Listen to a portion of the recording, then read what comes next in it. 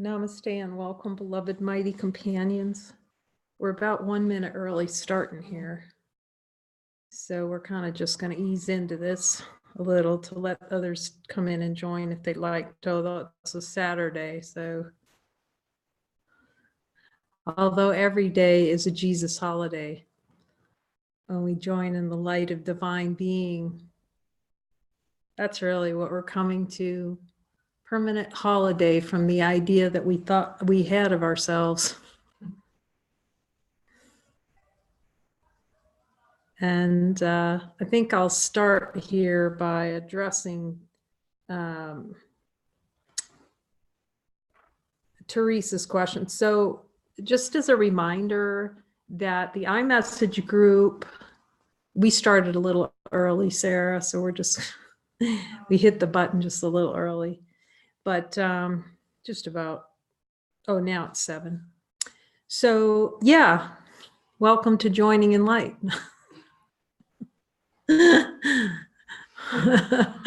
Oh, we love you from San Juan. We're so blessed. It's just so miraculous to see how Jesus brought so much love together. And I was going to open by answering Teresa's question, and just a reminder that we're just going to post our questions and comments. We're really not commenting on each other's comments, if you know what I mean. You know, going back and forth at all. We're just going to let them comment. You could, you know, support of heart or something like that on their comment. But other than that, we're not really commenting on comments here. We just want to make space for a place where beings can express what's coming up for them in terms of seeing through the denials. And then join.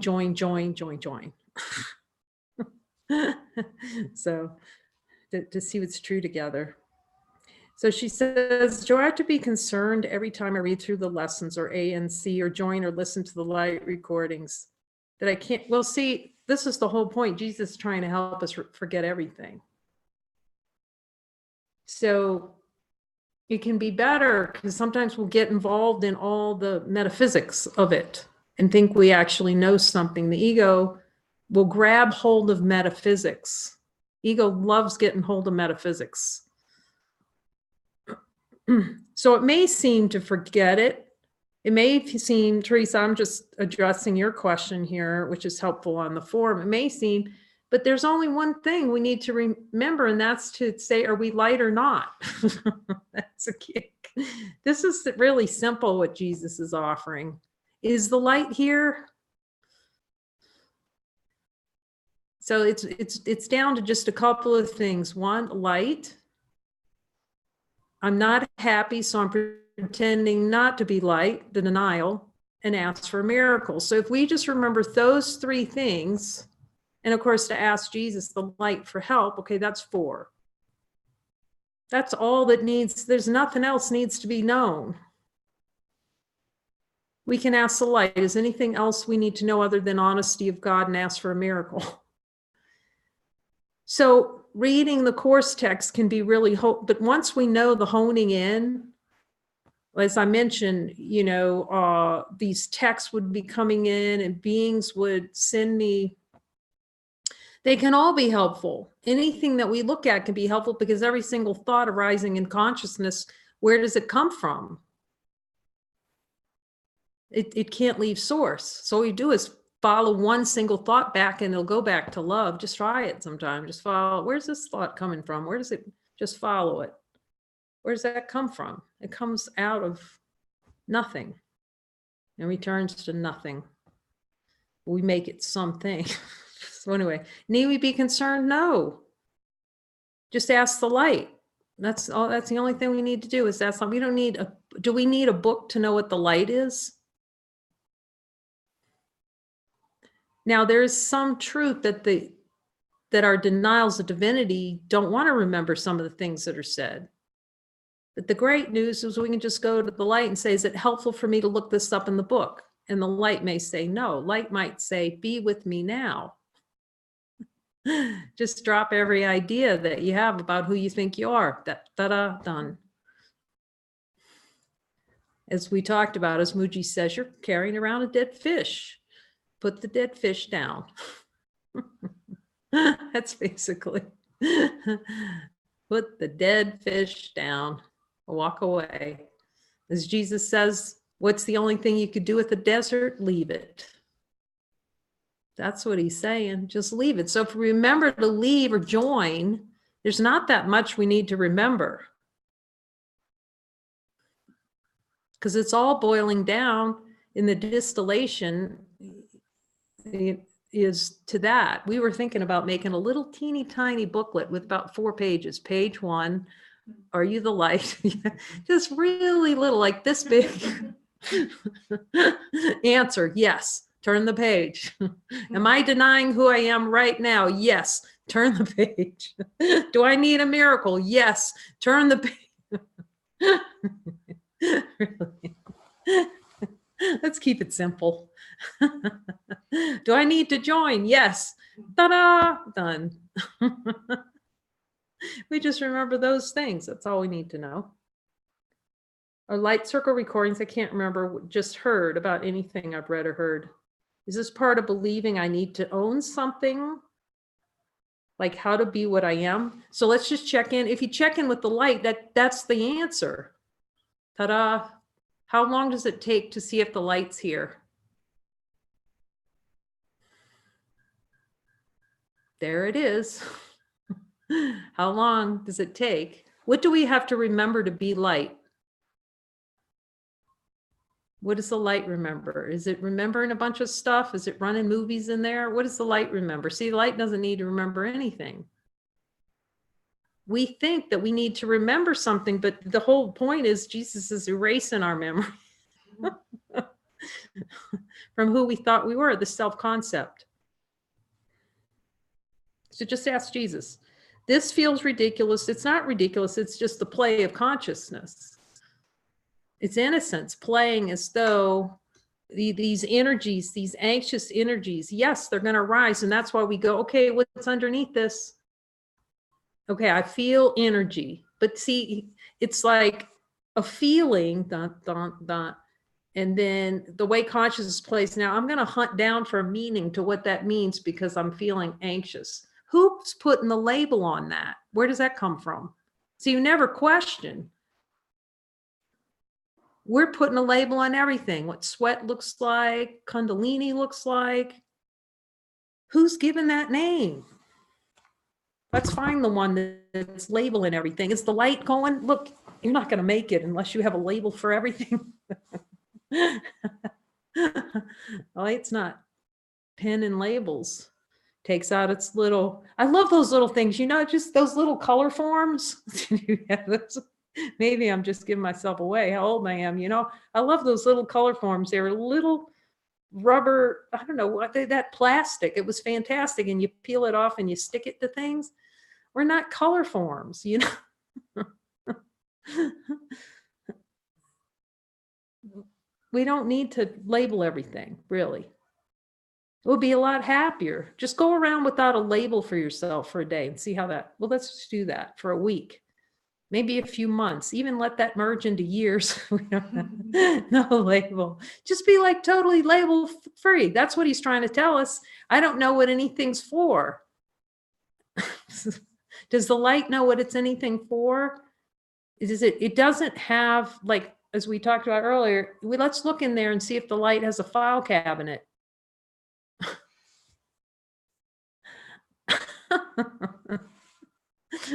So we don't have to be so concerned. We just join. I'm feeling, I don't know what this is that arising. But see, as soon as it blooms like the mushroom, we talked about that mushroom, and goes into a story, it's like I said, you know, I finally realized, said to Jesus, oh, Jesus, I really do want to congeal into an object like Jell-O. See, the light's not an object. And then all of a sudden, these thoughts and feelings are believed and we feel like solid. We just made ourselves a solid object. But do we need to be one? Let's ask the light. Would we be quite fine walking around clueless like Chancey Gardner being there in that movie? It's like fun. Just sort of, it's just interesting. Let's see what happens and be clueless. But we're too afraid to be clueless. We made ourselves afraid of our natural state. it feels the anxious energy is a denial of divinity. See, it's a desire for an experience of being anxious. And we all know what this feels like. It's a desire for energy to rise up, and then we label and say, I'm anxious. See, this is okay, now, does the light have a name? It has no name. So some spiritual traditions will talk about the I am presence. It's sort of the God principle in a body, the I am. So you meditate on that I am. And it's like Muji calls it like a swinging door. It swings into consciousness, swings back. It's what can recognize that there's infinite light and recognizes a world, like goes like it's like a swinging door going this way. Okay, so, but notice that the I am doesn't have anxious behind it. It's just I am. You see how as soon as this is the power of thought right there. As soon as it's I am anxious, do you see we just took a tack and then stapled on a feeling. And we just got ourselves all entangled in the feeling.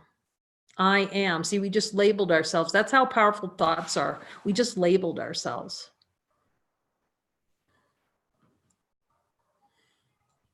Just try letting something arise up, like some kind of whatever it is, and just don't tell a story about it. Don't even know what it is, and see how long it lasts in the light of divine being.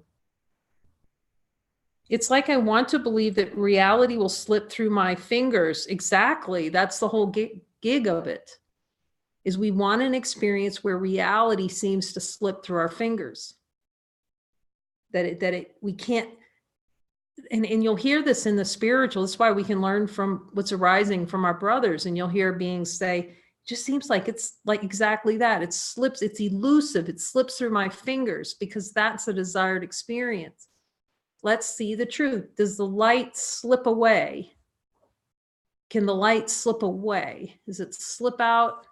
Sneak out and take a holiday? So it's the play of desire not to know the light that plays in consciousness. The desire to hide, to do anything not to be light. And that's what's playing.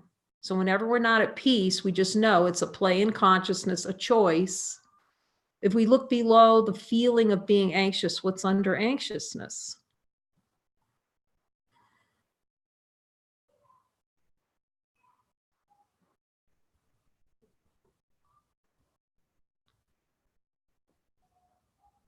Well, it's always going to be a doubt thought about divinity of some. We're anxious because we're trying to fragment ourselves.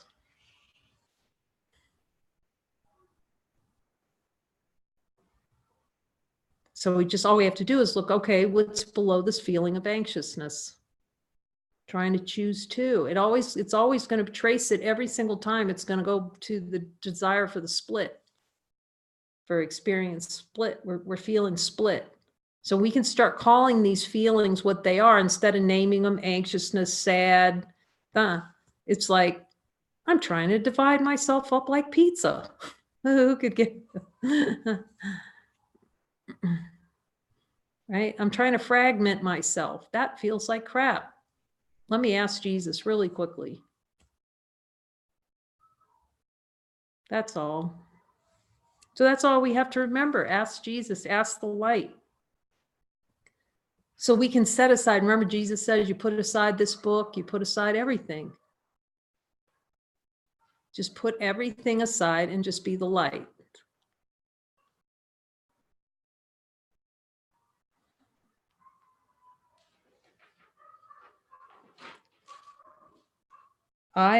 It's like I want to believe that reality will slip through my fingers if I'm not hyper alert mode. This is really good that she's pointing to this. Looking for danger. See, this is the whole play. This is what the ego does, because it's trying to teach us that looking for danger is salvation. So we just start noticing when we're looking for danger. If the experiences arise and we believe salvation's in that experience, in every case, there isn't a case.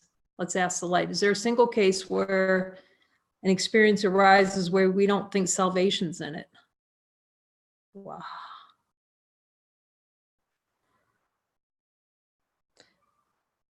More and more, the noise of belief keeps throwing up, yeah, but what about this and this? There's got to be a way I can be both movement and the light. No. You can't be movement, because movement's not real. In the light of divine being, it's the desire to keep both that's going to hurt like a, ask the light. See, it's trying to keep the movement. We're trying to keep consciousness and be the light. Does the two don't see that in the light of divine being, those two things cannot, can they go together? That's why it's hurting, because we're trying to keep both. We're trying to keep the unreal alive when it's dead.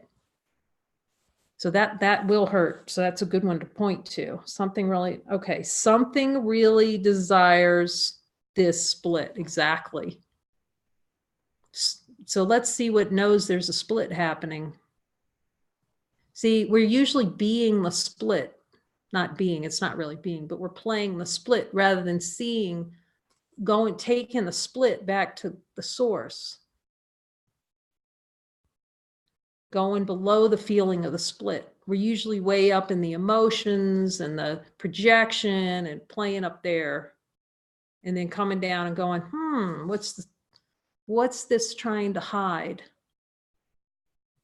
And then we go down the basement, do it with Jesus, and we see, oh, below this, what's below that anxiousness? What's below? There's separation.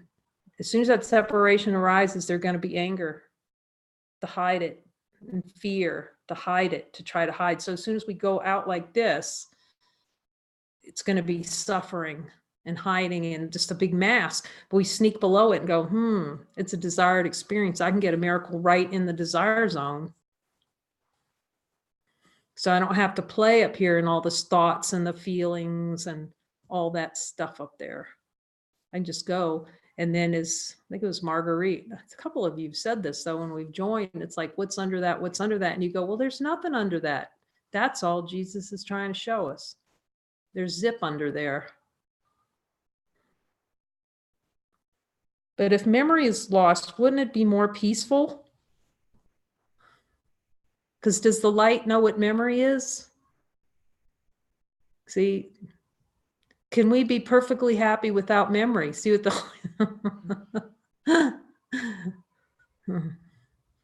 memory, how well is memory, if we all, because again, we've all been around the spiritual block for a while here. How enjoyable is memory really? See, we pretend like memories are really fantastic, all that fantasizing.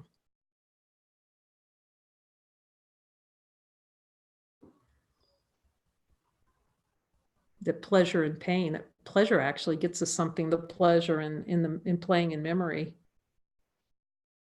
But we can't be peaceful as long as memories are believed. Now the spirit, again, as it can use everything. But just notice when you're free of a memory, you can think about it, but it really, I can remember, hating going to school. But I can think about it now. See, there's nothing in it. So there's all kinds of experiences we've had, but once the grievance is gone, it doesn't even come into your mind anymore.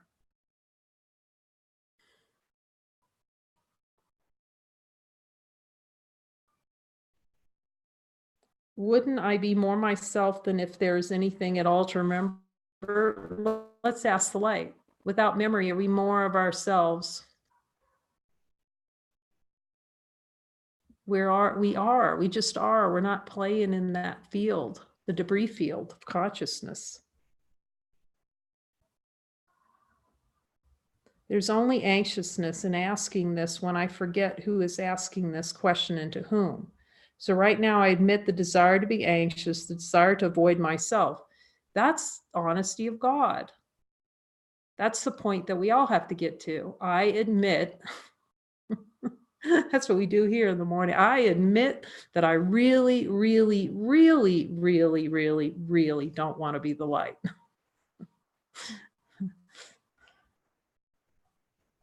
I'm willing for a miracle on that one. Jesus, that's everybody's call. Give me a change in perception that I want to be. Let's ask the light. Let's just look at anxiousness. Jesus, is there any desire below my level of awareness to experience myself as anxious?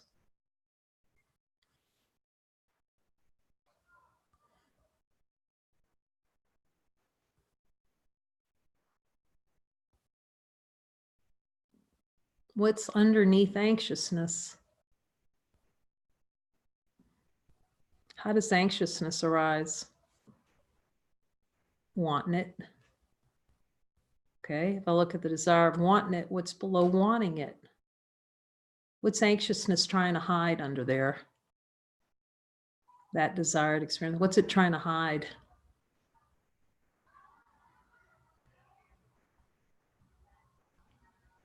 Desire for more than one. Desire for objective experience. What's below the desire for more than one? The choice to have more than one. What's below the choice to have more than one? We find anything below that choice? What's under there?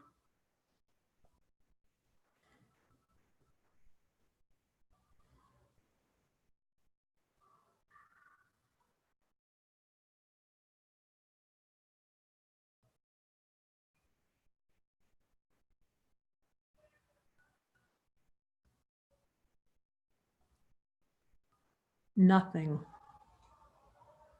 I know some of us have heard that. Probably all of us can hear it. All of us can hear it.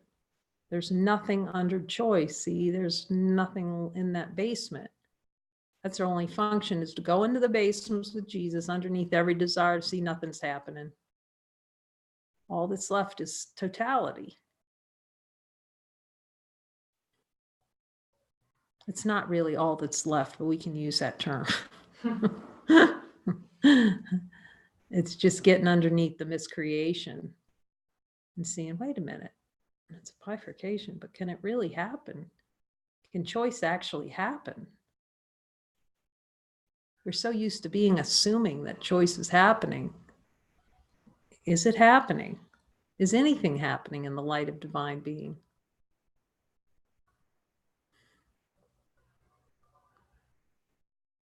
So we just kind of hang out there and see how things go. Hang out in peace of mind and ask Jesus to remind us when we're tossing it out, giving it the boot.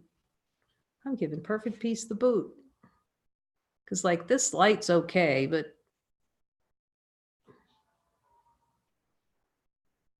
that's how we treat it, kind of like nothing, and give it the boot. Like it's everything we've always wanted in our life, perfect peace. And it's like, no, I'm just not wanting that miracle. It really gets to be so, as we're looking, we're all talking about it too, and we're enjoying it, how much we absolutely, see, this is honesty of God. We do not want miracles. No, and no, and no. Yet we're still the light. Keep those. It's like a miracle phobia. It's a miracle. Jesus, I have a miracle phobia. Will you help me? Yes, here the light will tell us, help us with that miracle. The Jesus God phobia of ourselves. So we have a phobia of ourselves. We're afraid of ourselves. To ask the light that. Very humbling. It's, yes, you are. It says you're afraid of yourself. But that has to play that way to keep the idea of consciousness going. See, the light's not afraid of anything. If we were just a light, would we be afraid of anything? No. So instead, we'll just generate a little consciousness fantasy of fear. Is fear a fantasy? Let's ask the light. Here's a little fantasy, a little indulgence. Are we indulgent in the, is fear an indulgence in the unreal? Let's ask the light. Yep. See, those answers come back fast. Do answers, when our questions, we ask a divine light questions like, is what's here infinite? Can we see that? Is it pausing? It's not taking any time to come back. It doesn't go on hot. You know, we don't have to come in and make an appointment to hear the light tell us all there is light. But what happens is we filled our schedule with the desire not to be the light. So, you know, and then we just let the light eke in every now and then during the day, right? You know, the rest of the day, we're going to have a scheduled dance card. The dance card's punched by the devil. It's like, why am I feeling so bad? Because take the dance card away from the devil. Don't keep dancing with them. Like Muji, you know, put that dead fish down. Like Muji too. That's another thing he says, so precious. If this thing was a hot potato, you would drop it. But did you see how we collect it like gold? We treat every emotion, every feeling, every thought like it's gold, that we have to keep it. Like, that's kind of, we start seeing that's ridiculous. It's really trying to, I was meditating on that one time and I realized, wait a minute. Like, do we go up into the sky and try to grab a cloud and hold it into a form and a position? Do we ever do that? You know, we're comfortable looking at clouds. I mean, we'll play with them a little bit and say, oh, that looks like my Aunt Martha or something. Right? It looks like, oh, it's the shape of a deer. But we don't go up there and insist that clouds stay like they're going to stay. And the sky's definitely not looking at clouds going, look, can you just hold that frame so I can get a picture? But this is what we do with every thought, feeling, and emotion. Every experience, we want to get a snapshot of it and hold it. Everything that's changing, we want to hold on to it. That's exhausting. That was, yeah. Let's see that the light isn't holding on to anything. It's just letting it float by.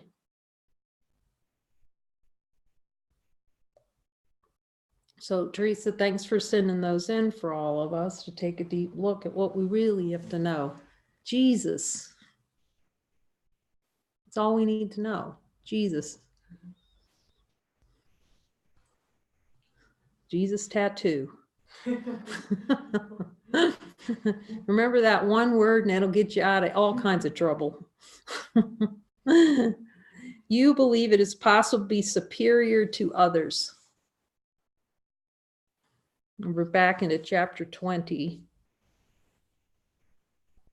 It's hilarious because if we really look at this one carefully, it's a desired experience to both be superior and inferior.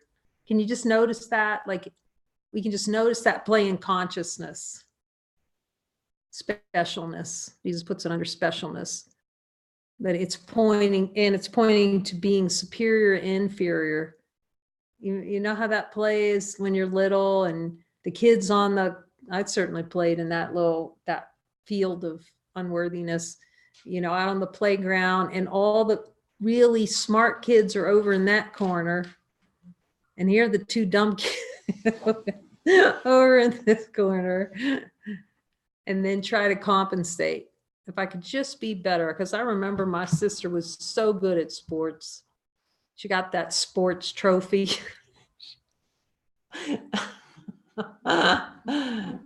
And I remember thinking, I'll never be as good as her. See, that's how it plays. You know, it's a relative. I'll never be good enough. We can listen to those beliefs. And then we go out on the playground and we'd yell at our buddy, you're not as good as me.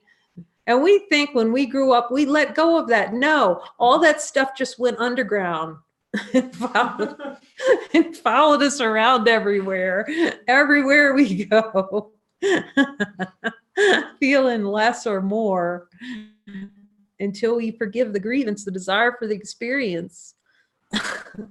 Experience that we're superior to ourselves or to someone else, superior to God. You desire an experience of feeling you're superior to others and feeling pleasure in it.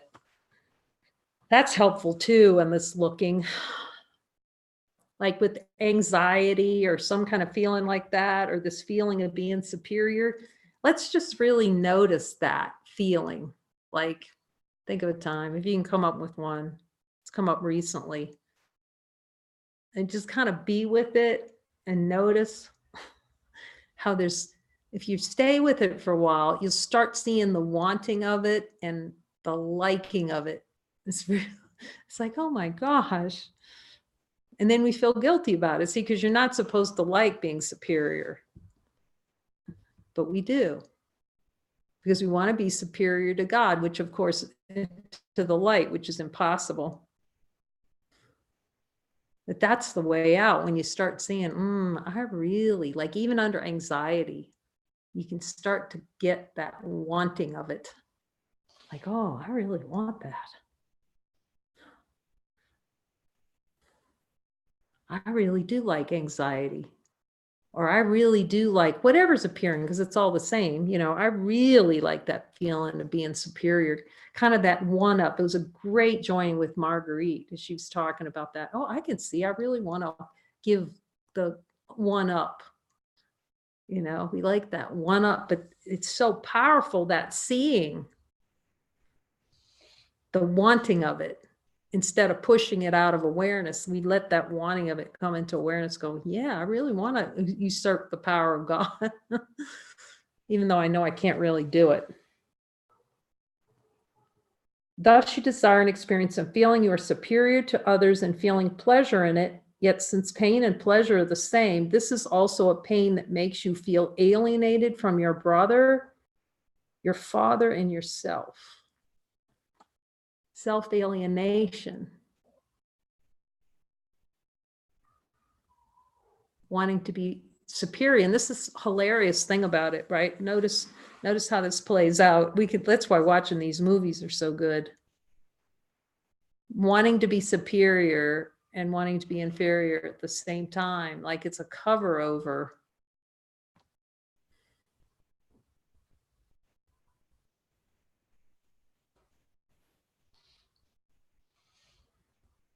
There's a movie we were watching, As It Is in Heaven. I think I mentioned that. And then you have the pastor character who really wanted to be superior. You can use sin, you know, everyone's sinning. That's a desire to be superior.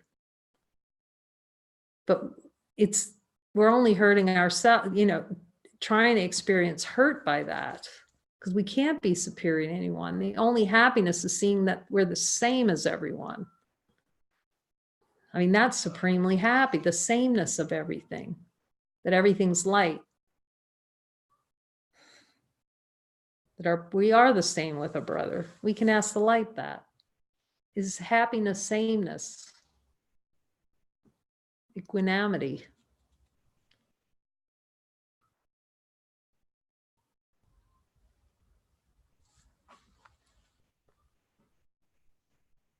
So it's a desire for this alienation, alienate ourselves from ourselves. Let's ask, is being superior, trying to be superior, are we trying to alienate ourselves, from the light? See what the light says. You believe others can be superior to you. Thus, you desire an experience where you feel others are superior to you and then feeling fearful and angry about it. And that's the hilarious thing to start. It doesn't feel so funny when you perceive that there's somebody smarter than you, someone better than you. How many times have we seen this play in consciousness? Someone's always better, but I'm better than them. I'm smarter than them, but they're smarter than me. And this one's smarter, this one's better. You see, that comparison is just death. And underneath it, if we look underneath that comparison, fearful, fear, how much fear and anger is under that.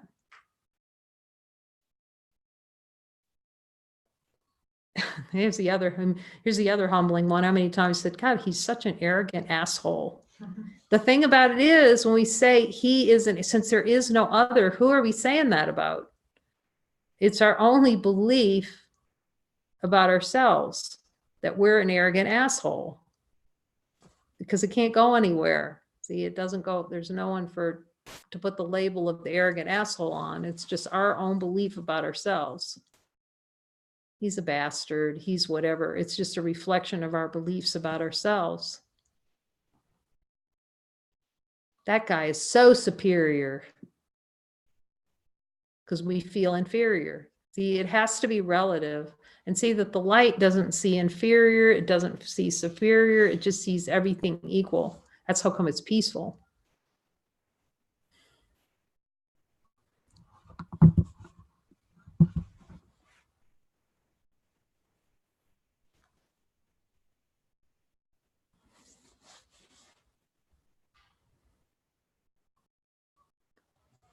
It's so helpful to look and see, again, that we're the light, but that consciousness plays not to want it.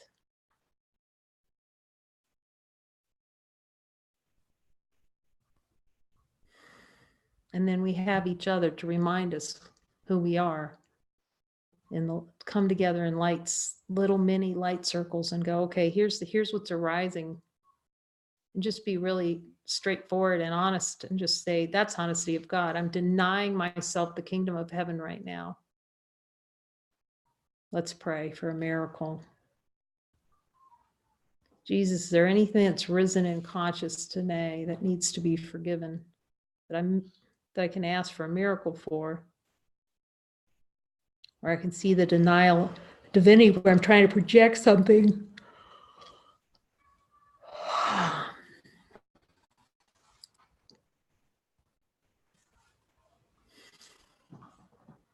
And we can ask for a miracle together in all the love that we are.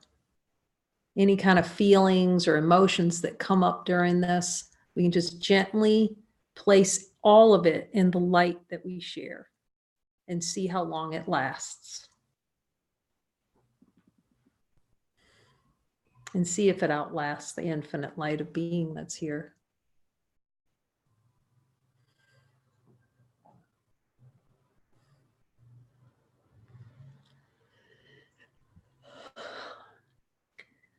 So tonight, we haven't found a good way to stream out movies, to share them, because I would love for us to all get to watch movies together and find a way to stream them out. If you have a spark in that, you can text me. And if we end up being able to do that, I can start letting you know when it's given from the Holy Spirit that we would be able to jump on a movie together and stream it and watch it. How fun.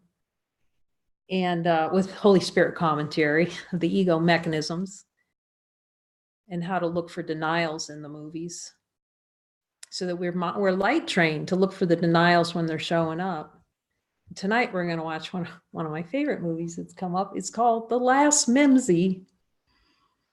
And so I'm going to tell you about it. So if you want to feel the spark, you feel Jesus is guiding you to it. This is the beyond adorable movie.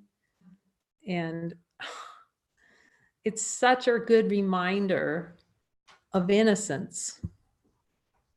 Innocence doesn't judge what the Spirit's saying. These little kids that find something on the beach when they go on their holiday, and they get curious. And of course, the little girl, they're both very intuitive, high intuitives. And so this object starts speaking to them, and they can hear it. And they start following it. And of course, the adult's a symbol of fear. You can see all the symbols of fear come up. What's that? What's that going to do? See, the interpretive function comes in.